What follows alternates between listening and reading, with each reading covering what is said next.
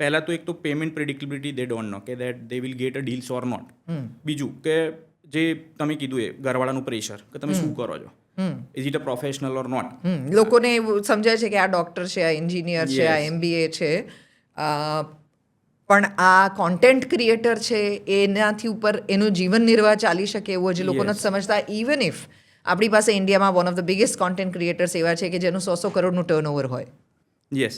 હવે એ content creators એક જે ટર્મ આપી છે, જેમાં ઘણા લોકો ઇન્ફ્લુએન્સર્સ પણ કહે છે, એક ક્રિએટર ઇકોનોમિક્સ પણ કહે છે. બટ ધ થિંગ ઇઝ કે એક ઇન્ફ્લુએન્સર માર્કેટિંગ છે which is again small term compare to the economy, right? કે જેની અંદર ઘણું બધું ઇકોનોમી તમે વાત કરો તો એની અંદર ઘણી વસ્તુ ઇન્વોલ્વ થઈ જાય છે, right? But the identification just like કે અત્યારે હાલ તમારે કોઈ બી પ્રોફેશનમાં જવું હોય, ડૉક્ટર્સ છે, એન્જિનિયર્સ છે, they have particular a track. આ વસ્તુ કરો, આવું કરો, અને એના પછી તમને જોબ મળશે, કાં તો you can do your business.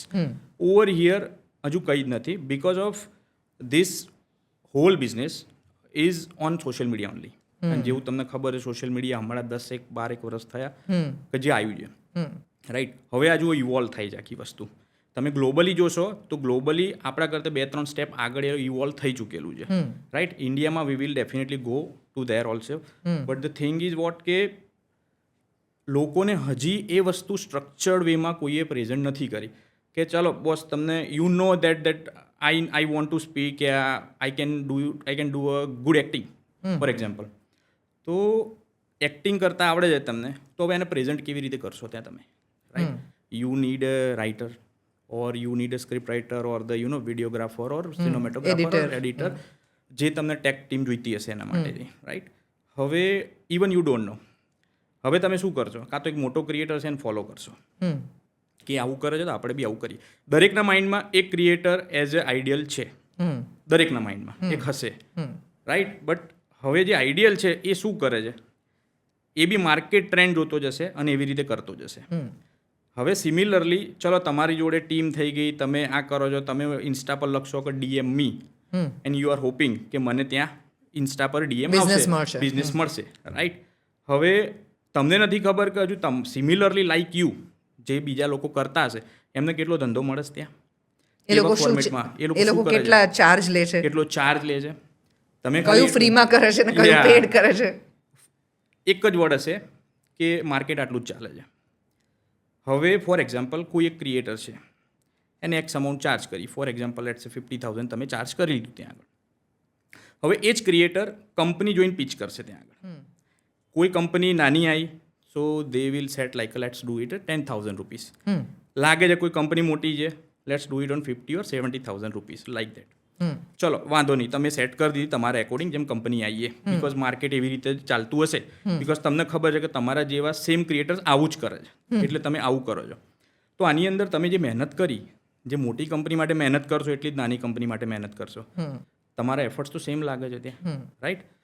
તો એની પ્રાઇસ અપ ડાઉન કેમ જાય છે?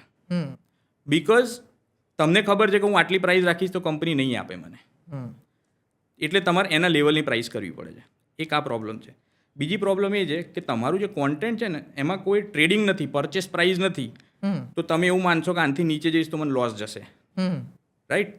લોસ તો જાય જ છે. મીન વાઇલ 50,000ની વસ્તુ તમે 10,000માં સેલ કરો છો તમારી, એટલે લોસ તો ત્યાં જ ગયો છે, પણ એ તમારી સર્વિસનો લોસ છે, તમારા એફર્ટ્સનો લોસ છે, ટેલેન્ટનો લોસ. ટેલેન્ટનો લોસ તમે કહી શકો. ધ મોમેન્ટ એની વચ્ચે એક સિસ્ટમ એવી આવી જાય કે જે કંપનીઝ બ્રાન્ડ્સ છે એને એટલી અશ્યોરિટી આપી દે કે આ ક્રિએટરના આટલા ઇન્સાઇટ્સ છે, જે આટલા ઇન્સાઇટ્સ આવેલા છે વિચ ઇઝ ઓથેન્ટિક એન્ડ એની મહેનતથી આટલા આવેલા છે, રાઈટ? એ પ્રાઇસ, એ ઇન્સાઇટ્સ માટે કોન્ટેન્ટ ક્રિએટ કરવા માટે એ લોકો આટલી પ્રાઇસ ચાર્જ કરે છે. કંપનીનું માઇન્ડસેટ સ્ટ્રેટ થઈ ગયું કે અહીંયા મારે આને હાયર કરવો છે તો આટલી પ્રાઇસ જ થશે. ધેટ ટાઈમ આ વસ્તુ આપણે સ્ટોપ કરી શકીએ, કંપનીને શ્યોરિટી મળી જાય, રાઈટ? કંપનીને બી એવું ઘણી વાર થતું હોય છે જે બ્રાન્ડ્સ એપ્રોચ કરતી હોય છે કે ફોર એક્ઝામ્પલ એક ક્રિએટર તમે 20,000 રૂપીઝમાં હાયર કર્યો રીલ બનાવવા માટે, બીજી જગ્યાએથી જાણવા મળે છે એ જ ક્રિએટરે 5,000 રૂપીઝમાં બીજે ડીલ કરેલી હોય છે એમના જ સર્કલમાંથી. તો અગેન પ્રાઇસ અનસર્ટન થઈ ગઈ. બ્રાન્ડ્સને એવું થાય છે કે પૈસા સ્પેન્ડ કરો તો કોની જોડે કરવા?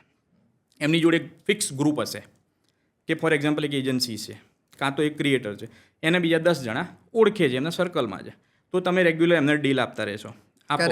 હવે એ ડીલ આપો, હવે એમની સર્કલની બહાર શું ચાલે છે you will never no, because તમને તો પહેલાં એ જ મળેલા છે.